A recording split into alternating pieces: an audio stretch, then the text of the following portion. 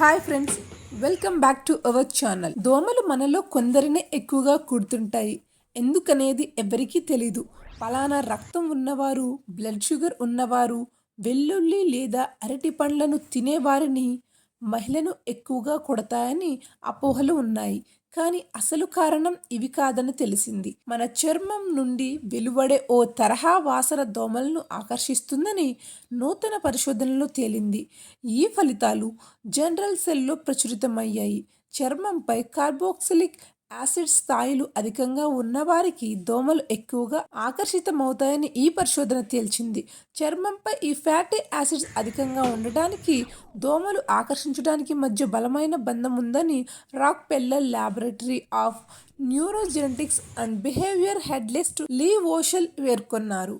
పరిశోధకులు 3 ఏళ్ల పాటు దీనిపై అధ్యయనం చేశారు. చర్మంపై సెబంలో 50 రకాల మాలిక్యులర్ కాంపౌండ్లను గుర్తించి విశ్లేషించి ప్రయత్నం చేశారు.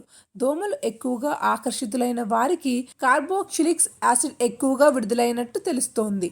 చర్మంపై సహజ మాయిశ్చరైజేషన్ లేయర్లో కార్బోక్సిలిక్ యాసిడ్ భాగం. ఒక్కొక్కరి శరీరం ఒక్కో విధంగా దీన్ని విడుదల చేస్తూ ఉంటుంది. సో అది ఫ్రెండ్స్, విన్నారుగా. వీరిలో మీరుగానే ఉన్నారా? చూసుకోండి. ఈ వీడియో మీకు నచ్చితే లైక్ చేయండి.